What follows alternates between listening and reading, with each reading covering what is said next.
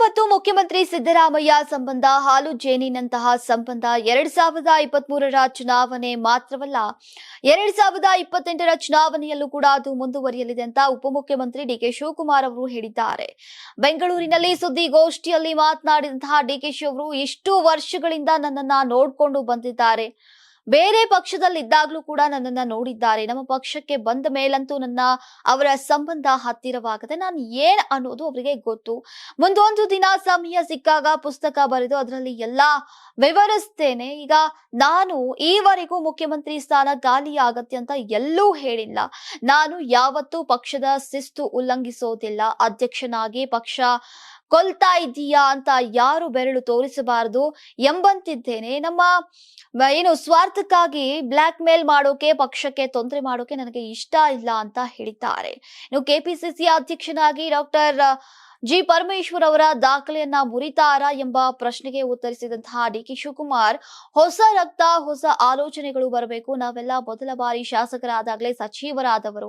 ನಾವೀಗ ಹಿರಿಯ ನಾಗರಿಕರಾಗಿದ್ದೇವೆ. ಈಗ ಹೊಸಬರು ಬರ್ಲಿ. ನನಗೆ 6 ವರ್ಷ ಸಾಕು. ಮಾರ್ಚ್ 10ರಂದು ಶಾಸಕರು ವಿಧಾನ ಪರಿಷತ್ ಸದಸ್ಯರಿಗೆ ಭೋಜನಕೂಟ ಏರ್ಪಡಿಸ್ತಾ ಇದ್ದೇವೆ. ಭೋಜನಕೂಟಕ್ಕೆ ಮುಖ್ಯಮಂತ್ರಿ ಅವರನ್ನ ಆಹ್ವಾನಿಸ್ತೇನೆ. ನಾವು ಸಂಭ್ರಮಿಸಬೇಕಲ್ವೇ ಅಂತ ಡಿಕೆಶಿ ಅವರು ಮಾರ್ಮಿಕವಾಗಿ ಹೇಳಿದ್ದಾರೆ.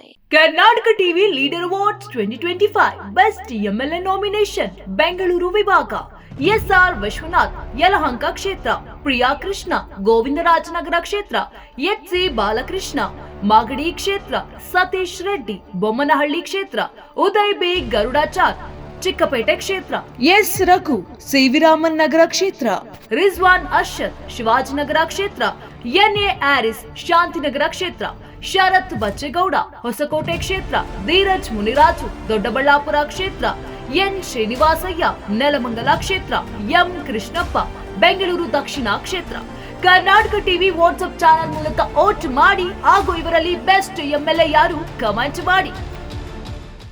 ನೀವು ಸಣ್ಣ ಆಗ್ಬೇಕಲ್ವಾ? ಅದು ಒಂದು ಉತ್ತಮ ಆಹಾರದಿಂದ ಸಣ್ಣ ಆಗ್ಬೇಕಲ್ವಾ? ಪ್ರತಿದಿನ ನಮ್ಮ ಜೀನಿ ಸ್ಲಿಮ್ ನ ಯೂಸ್ ಮಾಡಿ ಯಾವುದೇ ಸೈಡ್ ಎಫೆಕ್ಟ್ ಇಲ್ದಂಗೆ ನೀವು ಸಣ್ಣ ಆಗ್ತೀರಾ.